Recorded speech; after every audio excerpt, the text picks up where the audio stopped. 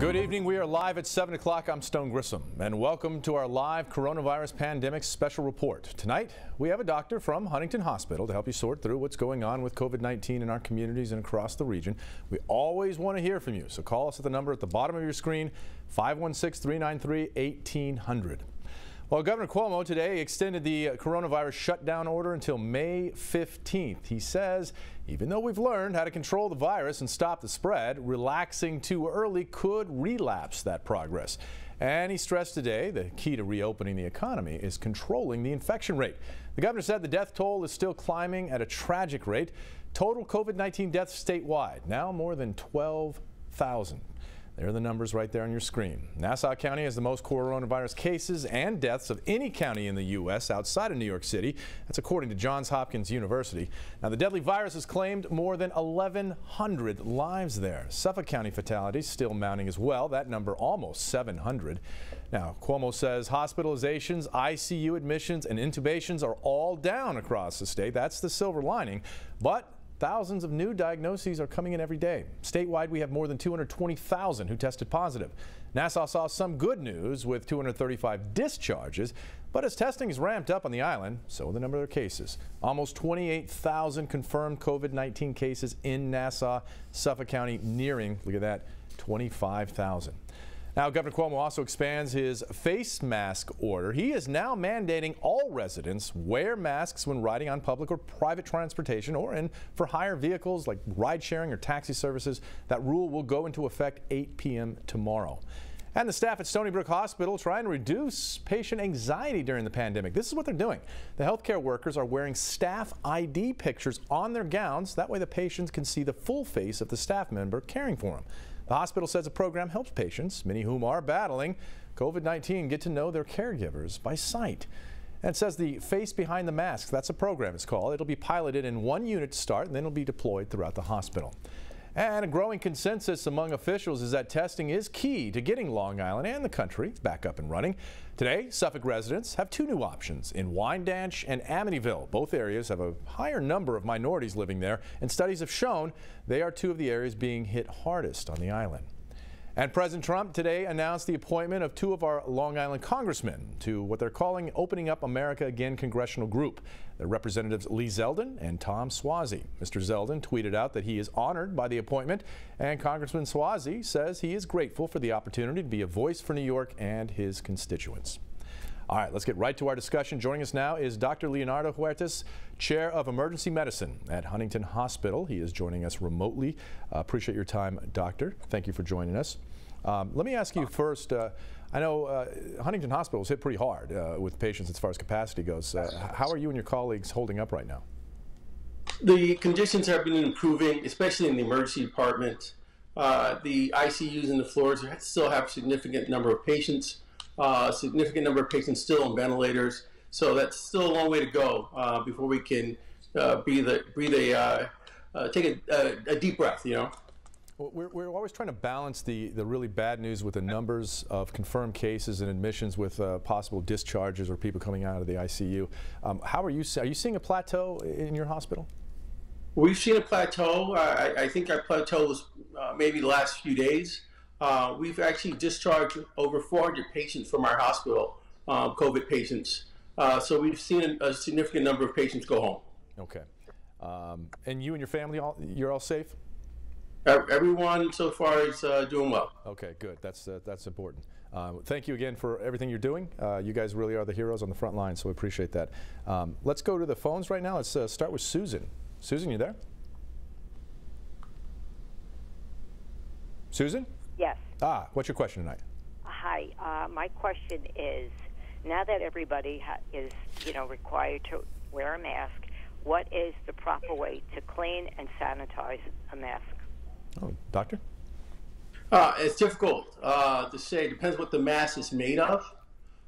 There are some cloth masks that you can wash in a regular washing machine and dry at high heat, and should take care of the virus. The paper masks are not meant to be cleaned. So those masks can't be cleaned and used again. But you can use those masks for a number of visits or a number of times. Now, if someone gets their hands on an N95 masks, are those capable of being disinfected? There are capable of being disinfected. The process I'm not familiar with. I've heard of a number of people that have been able to disinfect those masks, but not something I can actually educate people on. Okay. Susan, that's a great question. I got my mask too, so we're all wearing them. Let's go to Matt. Are you there? Yeah. What's your question tonight? So I've done my own reading up on it, and I don't know if there's a consensus about is cytokine storms actually what's causing people to pass away from the coronavirus, or is it something else that plays into it? If people are able to stave off the virus, you're saying? Well, from what I've read up is that cytokine storms, which I don't know if everyone listening knows, but a lot of some people are claiming that people are dying from COVID-19 because of the cytokine storm.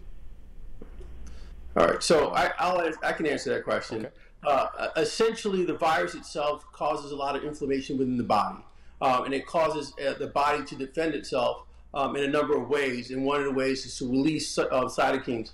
The thought is that is part of the process. Whether that's the total process that actually causes people to die is still unclear. But if you can control the inflammatory process, people tend to do better. So the answer is we need to control that process better. Okay. Kathleen, are you there, Kathleen? I'm here. What's your question tonight? I have wondered, since we're not supposed to be putting our hands to our face, opening up, the possibility of infection. People who are walking around who don't know if they have a COVID virus or something else, women are wearing makeup to make themselves feel better during this crisis. Is that, after, or if they become symptomatic, are we supposed to throw out all of our makeup so that we're not, reinfecting ourselves? Or, if we stop wearing it for a later date, is there a time expiration that we can wear it again, or do we have to clean out and buy all new stuff? So, interestingly enough, the virus will live in certain surfaces for an extended period of time. I'm not sure how, depending what type of makeup you have and what environment it's stored in. I would probably say if you put your makeup away for a week and don't touch it, the virus can't last longer than that on any of those surfaces, so you should be fine. Okay. Ed, let's get Ed in. Are you there? Ed, you there? Oh, Patty, are you there? Yes, hi. Yeah, I'm here. Good evening. Hi, what's your question tonight?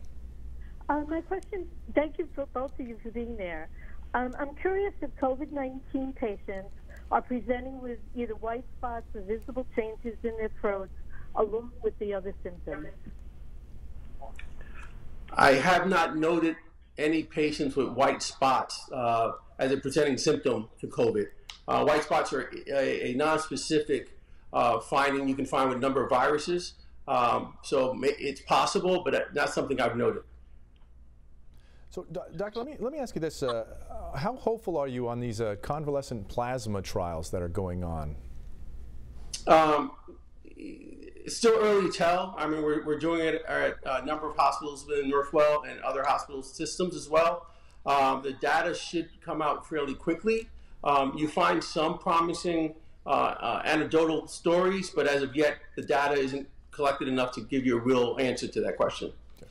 And in your perception, in your practice, are we testing enough right now? Are we still short on the testing? We're definitely still short on testing. The only way you can really control this virus is to know how many people are actually infected. And in the future, once we open up our society again, we have to be able to test quickly.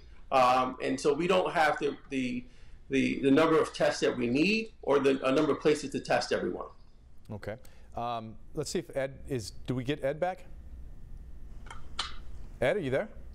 Yes, I am. Can you hear me? I can hear you. I can hear you. What's your question tonight? Okay. My question really deals with the immune system. Couple of things. First of all, I was prescribed a steroid dose pack for knee pain. Also taking Advil. ibuprofen, I was told that that would possibly damage my immune system or make it make me more susceptible to catching something. So I didn't know if that was, that was my question. Am I more susceptible to catching a virus because I'm taking Advil or because I'm doing a steroid dose back? So steroids tend to diminish your immune system and your response. Initially, during this beginning stages of the virus, we thought that anti-inflammatories were a problem. We found out later they're probably not a problem, and that steroids initially were considered not to be used against this virus, but now we're finding that we're using them more often. So I still think the jury's out. But again, anybody who's on chronic steroids or taking steroids for a prolonged period of time, their immune system is decreased. They're at a higher risk for infections. And doctor, just to follow up on that, because you mentioned ibuprofen, I know that there's a difference between how it represses your immune system versus something like a Tylenol. Is that so much of a difference that we need to worry about that? I don't think so when it comes to Tylenol or Advil or Motrin or NSAIDs. I think the jury's still out. I don't think there's a significant risk for taking those medicines right now.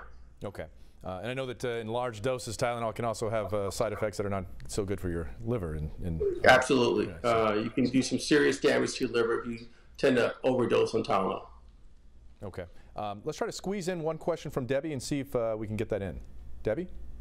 Hi. Hi. Is it true that people with blood type O are immune from the coronavirus? Doctor? As of right now, I think that's more of an internet rumor than an actual fact.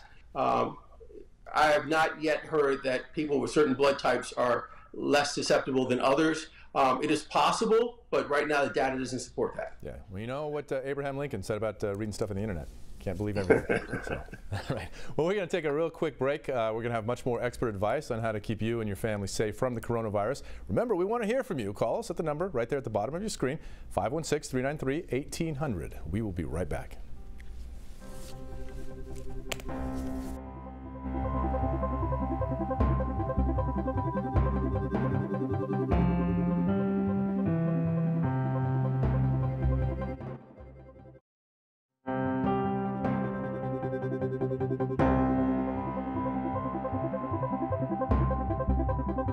Welcome back to our live coronavirus pandemic special report. Let's bring back in Dr. Leonardo Huertas, Chair of Emergency Medicine at Huntington Hospital.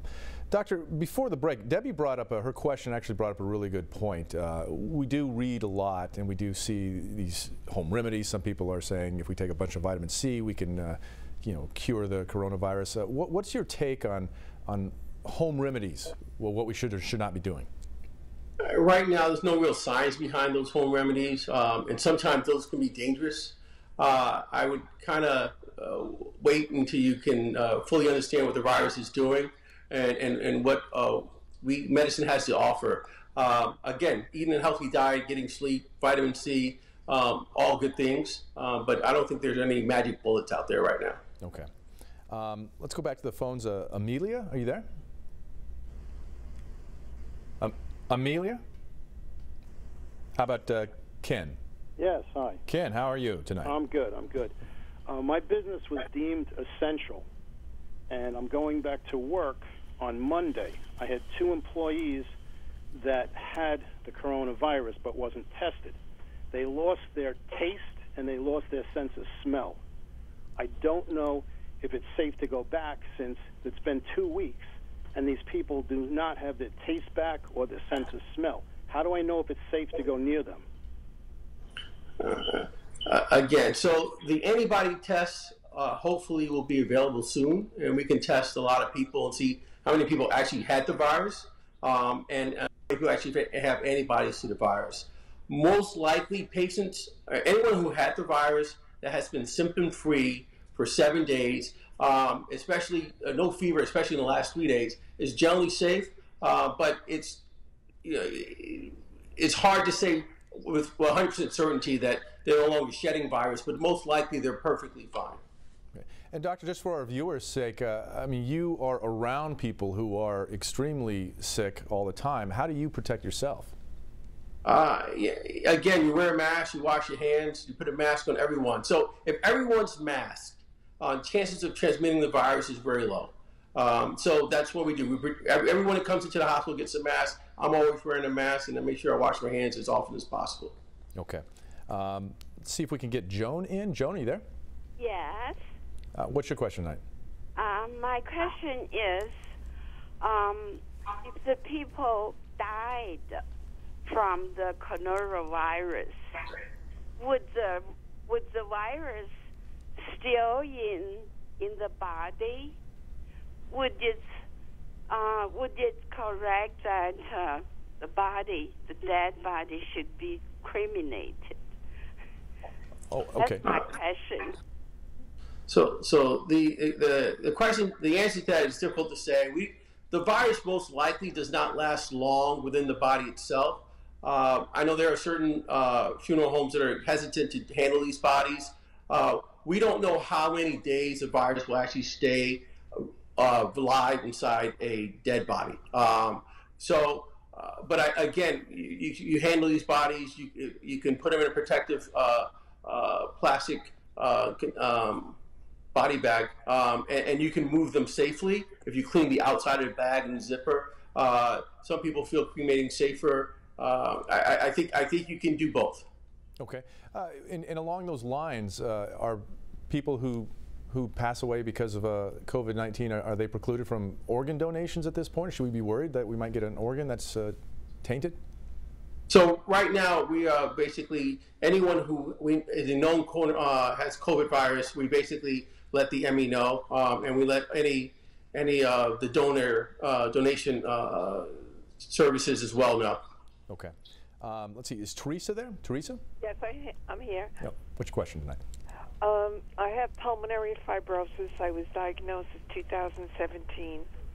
I was wondering, I'm in the house, but I'd like to go for a walk. Is that safe? Getting outside is safe. Again, you can't catch it from just walking. You have to catch it from someone else. So as long as you stay away from other people, and as long as you have a mask on and they have a mask on, it's fine to go outside and get some exercise. Okay. And Doctor, the minority community seem to be impacted much more, harder hit. Do we know specifically in general why? I mean, the thought is, in any, whether it be a man-made or a natural event, people with fewer resources, people with socioeconomic groups tend to be hit harder. In that community, besides having less resources, there tend to be a higher incidence of comorbid diseases, whether it be hypertension, diabetes, asthma. So those communities are being hit really hard right now. And we need to figure out a way to better service those communities, because we interact with everyone. If we have anyone who's sick in our island, basically we put everyone at risk. Are you seeing any undocumented community members come into the hospital? Yes, we have a large undocumented population near Huntington, and they tend to come in sicker because they're afraid to come in. Some are afraid for financial reasons, some are afraid for governmental reasons, and so they tend to come in much more ill than other groups. Well, Doctor, I appreciate your time. We just ran out of time here. You stay safe. You're one of the heroes out in the front lines, and we appreciate everything you're doing. So thank you so much for all of your times. And thank you for all the calls. We'll be back tomorrow at 7 o'clock.